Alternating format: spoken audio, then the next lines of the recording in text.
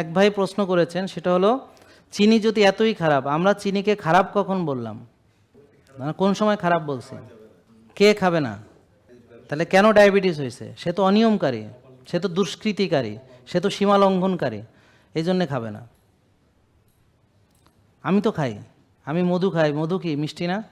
আমি ওই যে কোকোনাট সুগার খাই, আমি খেজুর খাই, ঠিক আছে? তো এখন কি আমি বলছি যে চিনি খারাপ? কখন বলছি আমি চিনি খারাপ? আমি কি বলছি? আমি বলছি যে যাদের ডায়াবেটিস আছে তারা এখন আপাতত চিনি খাবে না। এখন ডায়াবেটিস কার আছে? যে সীমা লঙ্ঘনকারী, যে কোষে ওভারলোড বানাইছে, যে বেশি খাইছে, যে নিয়ম মানে নাই। তো আল্লাহ সব নিয়ম অস্বীকার করে হ্যাঁ মিষ্টি খাওয়ার শূন্যতে পড়ে আছে। রাসূল সাল্লাল্লাহু আলাইহি ওয়াসাল্লামের সকল মানে আকিদাকে সে বৃদ্ধাঙ্গুলি দেখায় হ্যাঁ মিষ্টি শূন্যত আইসা বলতে আছে। তারপর আবার তার কোনো দলিলও নাই। তাহলে মিষ্টি খারাপ বলি নাই, বলছে যে যদি মিষ্টি বেশি খাই তাহলে আমার যদি সুগার বেশি থাকে তাহলে আরও সুগার বেড়ে যাবে, এটা ভালো না। আর বলেছি যে মিষ্টিটাও খেতে হবে অল্প একটু পরিমাণে। তো সাহাবীরা দেখা গেল খেজুর খেয়েছেন,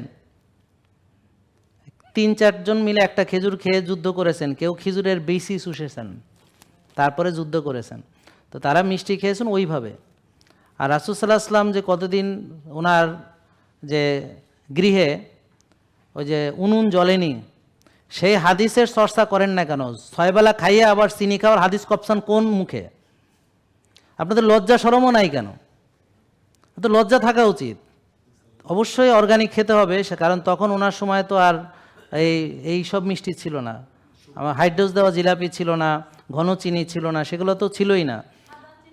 হ্যাঁ ছিল না, তখন ছিল হচ্ছে সব ন্যাচারাল। যেমন আপনি খেতে পারেন গুড়, মধু, খেজুরের ইত্যাদি, কিন্তু কথা হচ্ছে যে সেটাও পরিমিত। জেকে লাইফস্টাইল লিমিটেড, ওষুধ মুক্ত সুস্থ জীবন।